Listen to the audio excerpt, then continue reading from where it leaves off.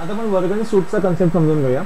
जर एखादा सभासद समजा गृहीत धरा की हाच आपण जो सभासद आहे जो 5 ऑगस्ट 1990 पासून आपल्याकडे आहे आणि त्याने आजचं एप्रिलपर्यंतची त्याची वर्गणी भरलेली आहे 1 एप्रिलला. समजा तो 25 एप्रिलला आला आणि जर तुम्हाला सांगितलं त्याने की मी पुढले 3 महिने आउट ऑफ इंडिया आहे आणि तुमच्या ग्रंथालयाची सेवा मी वापरणार नाही आहे, पण मला सभासद रद्द करू नका किंवा निलंबन करू नका, मला तुम्ही मी ऑगस्ट महिन्याची वर्गणी वाटल्यास एका महिन्याची वर्गणी भरतो आणि 3 महिने मला सूट द्या. त्या केसमध्ये आपण त्याची ऑगस्ट महिन्याची वर्गणी घेणार आहोत. म्हणजे काय, टोटल 4 महिने होतात, म्हणजे 3 महिने सूट आणि 1 महिन्याची वर्गणी.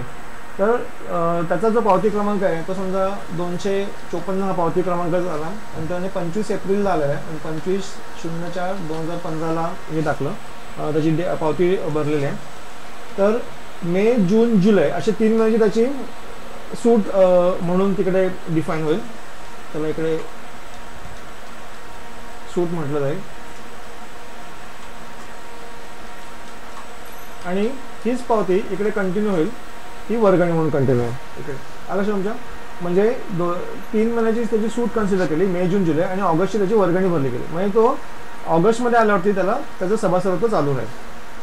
हे जर त्याने 25 एप्रिलला येऊन जर सूट महिने पाहिजेत म्हणून जर सांगितलं नसतं, काय रिक्वेस्ट टाकली नसती, तर काय झालं असतं, समजा तो 5 ऑगस्टला किंवा 2 ऑगस्टला जर आला असतं इकडे ग्रंथालयामध्ये, तर त्याला काय सांगितलं गेलं असतं काउंटरवरती, तुमची 3 महिन्याची वर्गणी बाकी आहे, मे, जून, जुलै आणि ऑगस्टची 4था महिना, तर ती पहिला भरा आणि मगच तुम्ही ग्रंथालयाचं म्हणजे पुस्तक घेऊन जाऊ शकता. मग ह्या केसमध्ये काय झालं असतं, त्याचं नुकसान झालं असतं, कारण त्याची जी सेवा वापरली नाही त्या सेवेसाठी त्याला पैसे भरावे लागले असते.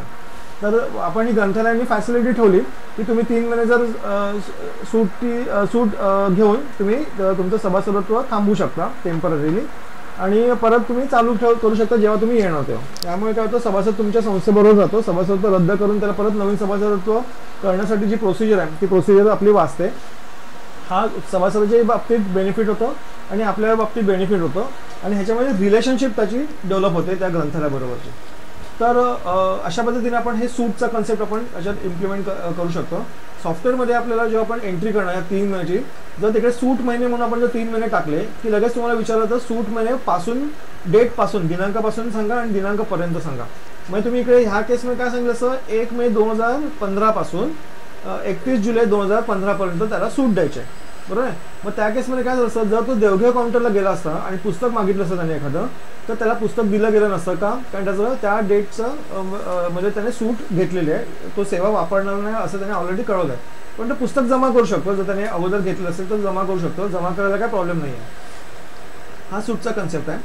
आता आपण गृहीत धरूया की जे सभासदत्व नवीन सभासद होण्यासाठी समजा आपल्याकडे आले सभासद, तर त्या केसमध्ये आपण त्याची नोंदणी करताना इकडे समजा गृहीत धरा की त्याचा सभासद क्रमांक जनरेट होईल, दॅट इज लास्ट +1 जो आहे सभासद तो येईल. मग इकडे 4 नंबर आहे, त्याचं आपण नाव द्यायला लागेल आपल्याला, ठीक आहे. हे त्याचं सभासदचं नाव झालं. सभासद तो दिनांक आहे समजा तो 5 जुलैला होता सभासद आपला, तर मी 07/2015 ही डेट टाकली. त्यानंतरची वाचनाला 200 रुपये घेणं आपण त्याच्याकडनं. ही वाचनाला अनामत किंवा अनिवार्य अनामत आहे ना, जोपर्यंत सभासदत्व रद्द होत नाही तोपर्यंत त्याला आपण रिफंड नाही करत, कारण का ते आपल्याकडे ती जमा राहते. ते आता इकडे वर्षाभराचे बाकी महिने पण 0 येणार आणि आगाऊ महिने पण 0 येणार, कारण का तो सभासदच होत आहे 5 जुलैला. आता एप्रिल, मे, जून हे तर त्याचे ब्लँक जाणार आहेत. समजा 5 जुलैला तो इकडे येतोय, तर आपण इकडे इमिडिएटली 5/7/2015 ही डेट टाकली.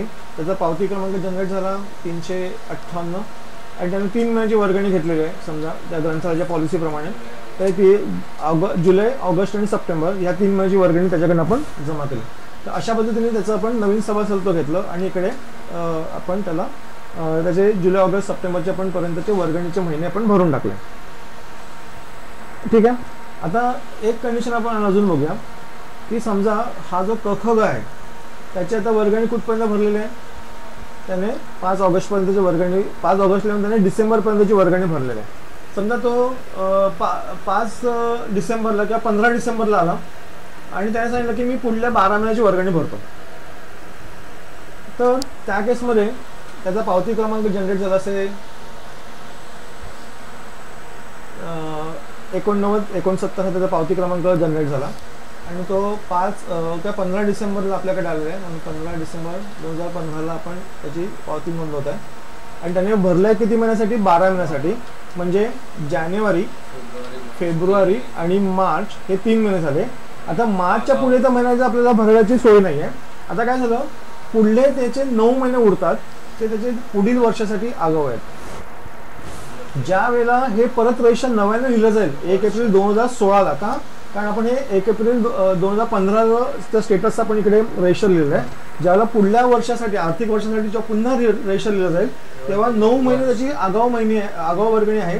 याचा अर्थ त्याची एप्रिल, मे, जून, जुलै, August, September, October, November, December म्हणजे ह्या 9 महिन्याची त्याची वर्गणी तिकडे आगाऊ म्हणून स्टेटस आपल्याला लिहावं लागेल. आणि त्या स्टेटसमध्ये काय काय लिहिणार? वपरा जमा आणि 31 मार्च 2016 लिहावं लागेल तिकडे. आलं लक्षात तुमच्या? अशा पद्धतीने हा आगाऊ वर्गणीचा आपल्याकडे कन्सेप्ट आहे. म्हणजे जर आगाऊ वर्गणी महिने असतील तर इकडे फक्त आपण नंबर ऑफ महिने आपण लिहून ठेवतो, ज्याला सो दॅट नवीन वर्षाला जेव्हा जाणार नवीन आर्थिक वर्षाला तेव्हा त्या पद्धतीने त्याचं नवीन रजिस्टर हे अपडेट केलं जाईल. हा कन्सेप्ट आपल्याला लक्षात आला? ठीक आहे, धन्यवाद.